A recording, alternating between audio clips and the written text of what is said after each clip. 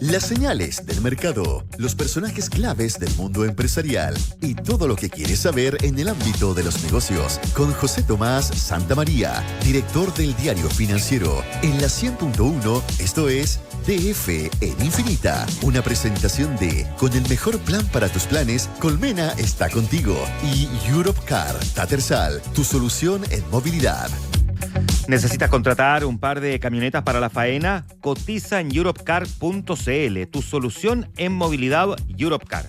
Colmena está contigo. Cuando llegas al momento de grandes decisiones es importante pensar en tu salud. Con el mejor plan para tus planes, pensados para ti, con acceso a clínicas privadas de primer nivel desde siempre. Y hoy más que nunca, Colmena está contigo.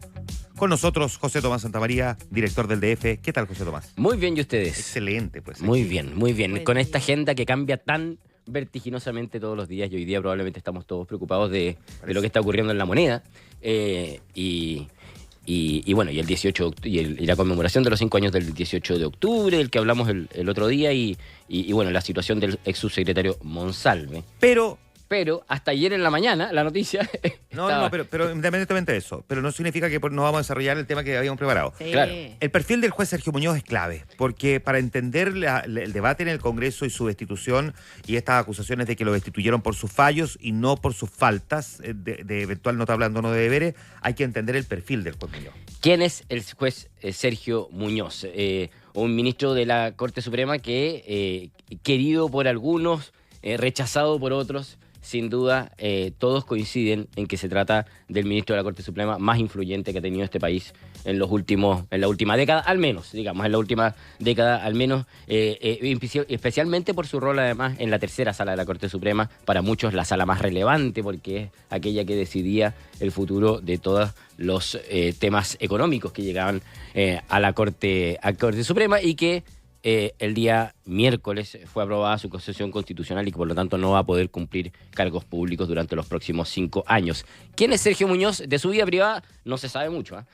Nació el año 1957, es decir, tiene 67 años. Le quedaban 8 como ministro de la Corte Suprema porque tienen que jubilar a los 75.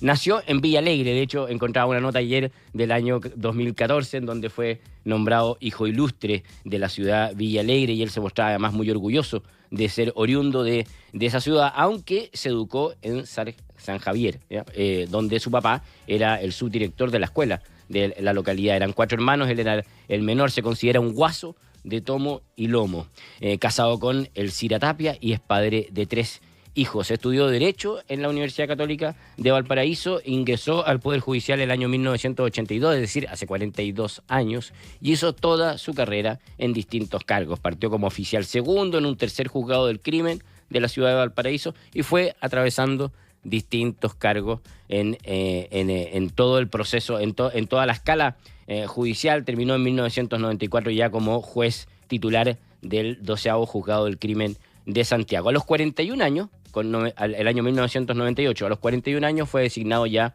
ministro de la Corte de Apelaciones de Santiago y es ahí cuando ya empieza a tener esos primeros casos que probablemente ustedes más recuerdan, ¿cierto? Casos emblemáticos como el de Tucapel Jiménez, como las cuentas de Pinochet, de Augusto Pinochet en el extranjero, las cuentas bancarias de Augusto Pinochet, claro, del Banco Rix. Y también el caso de explotación sexual el caso de Claudio Spiniak, ¿cierto? Que ahí donde dicen, donde efectivamente Sergio Muñoz fue clave para desestimar que sería de los vínculos conocidos con Luis Hermosilla, claro, ¿verdad? Porque claro. Luis Hermosilla era abogado de Spiniak. Fue como porque claro, Luis Hermosilla fue abogado de Spiniak, de hecho tuvieron una relación conflictiva Sí. en ese juicio y Sergio Muñoz fue clave ahí para aclarar la no participación de políticos que en algún minuto fue parte de la investigación y también procesar por falso testimonio a Gemita Bueno y al ex sacerdote José Luis Arteagoitía, ¿cierto? En ese caso tan emblemático. El 2005, y solo con 48 años, porque era muy joven, solo con 48 años ya llegó a integrar la Corte Suprema como ministro de la Corte Suprema y tribunal del que fue además presidente entre el año 2014 y 2016. Bueno, su rol como ministro de la Corte Suprema, y es ahí donde queremos enfocarnos acá y conocer los fallos más emblemáticos que ha ocupado y por qué es tan polémico en sus decisiones. No, su rol en la Corte Suprema no ha pasado desapercibido para nadie. Algunos lo acusan de ser un juez activista, de que legislaba a través de sus fallos, ¿cierto? Se le acusaba de todo eso. Pero de lo que sí hay consenso es que al parecer se trataba de un ministro súper trabajador, que estudiaba los temas en una profundidad enorme, los entendía a cabalidad, y eso probablemente era parte de las características que le permitían ser tan influyente dentro de la tercera sala y dentro de la Corte Suprema, tener tanta ascendencia respecto del resto de los integrantes de la Corte, por justamente el nivel de estudio y de dedicación que le dedicaba a cada uno de los fallos que redactaba. Hay varias... Y tenía además de eso haber sido presidente. Claro. Y una trayectoria dentro del Poder Judicial. Larga y además la idea de la continuidad hasta los 75, digamos. O sea, y con hartas ideas también bien modernizadoras, que eso lo dicen varias personas del entorno de él cuando asumió la presidencia. Impulsó muchos cambios incluso tecnológicos dentro del Poder Judicial. José Amelo ayer cuando habló de lo que ella le estaba pasando con esto, ¿verdad? Claro, que fue claro. bien emocionada ella, sí. Cuando comunicó la decisión del Pleno de la Corte Suprema. Dijo que tenía un tema personal ahí. Claro, porque él fue muy empujador de cambios bien importantes dentro de la Corte Suprema. Ahora, hay varias frases que él ha dado y que te ayudan a ir entendiendo un poco la lógica con la que él trabajaba con la cual impartía él justicia, que para muchos es una forma muy particular de impartir justicia. Hay una que es como la que más se ha mencionado estos días, que es aquella del año 2014, en Revista ¿Qué pasa?, cuando él dice que interpretar el derecho es un arte, no una ciencia, ¿cierto? Que también te habla de una manera, él ahí hace toda una comparación en donde dice que esto es igual que la pintura, que primero era rupestre, luego doble plano, luego perspectiva, nacieron las formas, el realismo, el cubismo, esto es igual. Interpretar el derecho no es una ciencia, es un arte. Es una manera de ver el derecho y probablemente para todos los abogados que se han visto perjudicados por los fallos que ha emitido la sala del juez Sergio Muñoz, los ayuda a entender, digamos, por qué muchas veces él falló de determinada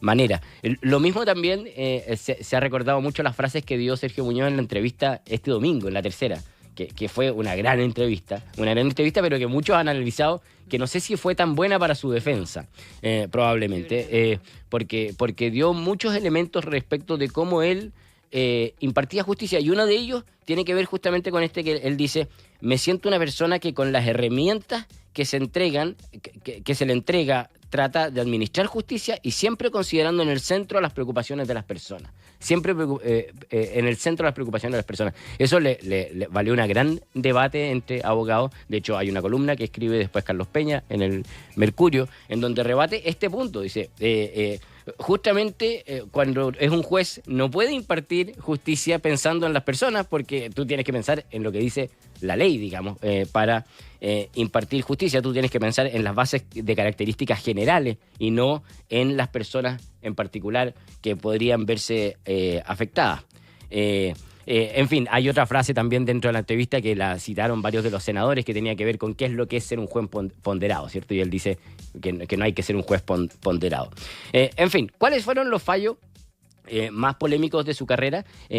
Probablemente donde empezó a generar más polémica y donde empezó a meterse primero fue en los fallos medioambientales, ¿cierto? Esos fueron los primeros más que generaron más discusión. El de la Central Castilla, ¿recuerdan ustedes el de la Central Termoeléctrica Castilla, que era un gran proyecto de inversión? En ese momento el segundo proyecto más grande de energía del momento. En agosto del 2012 estaba aprobado el proyecto, tenía un proyecto de termoeléctrica y además un puerto, y la tercera sala de la Corte Suprema decide paralizar el proyecto y pedirle a la empresa de Eike Batista que presente un nuevo estudio de impacto ambiental del puerto, o sea, un solo estudio de impacto ambiental del proyecto con el puerto, juntos, ¿ya? Y en base a eso se vuelve el proceso a foja cero. Fue un primer fallo que fue muy polémico. Después han habido varios en donde ellos han dado vuelta dado vuelta resultados de fallos que vienen de tribunales especializados.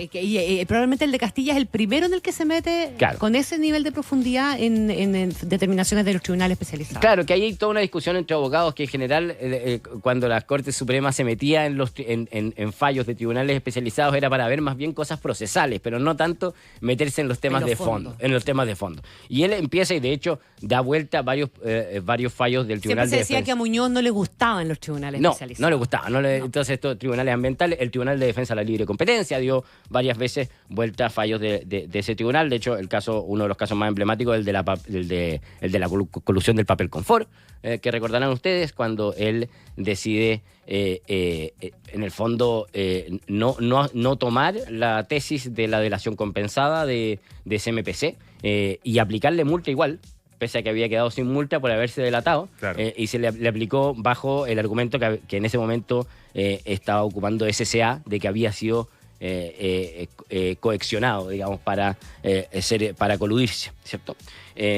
Cohesionado, perdón, para coludirse. Pero quizás todo el mundo lo recuerda lo más reciente por la ISAPRE. Sí, o sea, el ISAPRE es probablemente el fallo que más se recuerda y que tiene que justamente se acogieron una serie de recursos de protección que presentaron muchos ciudadanos chilenos respecto de las alzas de las ISAPRE, y entonces el máximo tribunal puso nuevas limitaciones respecto de los cobros de los planes base y de las tablas de factores, que bueno, lo hemos conversado muchas veces y que finalmente fueron las que terminaron obligando a que se hiciera la ley corta que se aprobó hace poco. Y justamente la crítica tiene que ver con eso, con que de que al final un fallo de la Corte Suprema termina siendo primero de características generales, cuando debió haber sido de particular, y también el tema de que haya terminado obligando, o sea, que haya terminado empujando una legislación, ¿ya? Son dos temas. Ahora, él se hace cargo de estos temas en la entrevista en La Tercera, y responde cada uno de ellos, y eso es importante porque hay una argumentación que te permite entender. Él dice, nosotros no es que hayamos estado haciendo un fallo con carácter general, lo que nosotros estábamos estábamos dejando sin efecto las alzas de la ISAPRE, o sea, estaban dejando sin efecto una circular de la superintendencia, que es justamente lo que permitía que esto tuviera un resultado de características generales. Había tenido otro fallo antes, ¿se acuerdan? El de los medicamentos de alto valor. De alto costo, claro. De alto costo, en donde ahí él, para justificar la obligatoriedad de FONASA o de las ISAPRES para financiar medicamentos de alto costo, él aplicó una norma de la Constitución, digamos, del derecho a la vida. Y de hecho dice en esa entrevista en La Tercera, dice, bueno, si no querían que hiciéramos eso, deroguen el derecho a la vida de la Constitución, digamos.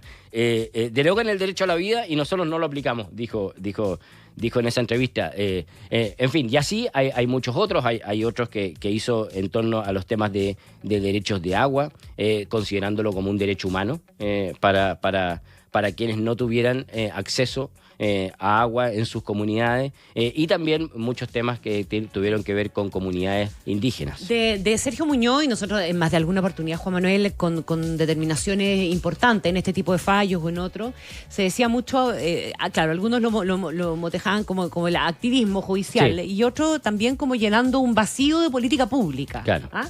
Claro. O sea, a falta de un Congreso que legisle, está el juez Muñoz. Eso se decía. Claro, que claramente no es el rol no debiera ser el rol de la Corte Suprema. Ahora, lo llamativo es que ninguna de estas razones son por las cuales se le acusó constitucionalmente, o al menos no debieron ser, ¿ya? Y lo digo no debieron ser porque dentro de los cuestionamientos que hizo el mismo juez Muñoz y muchos de sus partidarios, es que aquí finalmente no se le estaba juzgando por las razones por las cuales se le acusaba en el libelo en su contra, sino que por sus fallos, ¿ya? Que no debiera ser esa la razón. La razón tenía que ver con estas dos situaciones que impactaban a su hija, quien también es parte del Poder Judicial, Graciel Muñoz, perdón, y que tenían que ver con información que según pudieron acreditar los senadores, digamos, o sea, según en la opinión de los senadores, porque él lo desmiente, él le habría entregado a su hija respecto del futuro del proyecto inmobiliario de Fundamenta, digamos. Tanto eso como el haber trabajado telemáticamente, pero claro, son las dos razones por las cuales los senadores se forman la certeza de que aquí hubo un abandono de deberes, un notable abandono de deberes, razón por la cual se le acusa constitucionalmente. Asumimos que se forma la convicción. Asumimos que se forma la convicción y que esto... No lo tengo tan claro, que se haya formado esa convicción, porque lo pueden haber destituido, como bien dices tú, por la historia de sus fallos. José Tomás Santamaría conversando esta mañana con nosotros. Gracias, José Tomás. Muchas gracias a ustedes. Buen día. 8:01. Esto fue DF en Infinita con José Tomás Santamaría, director del Diario Financiero. Un espacio para conversar e informarse por la 100.1. Una presentación de Con el mejor plan para tus planes, Colmena está contigo. Y Europcar, Tattersall, tu solución en movilidad.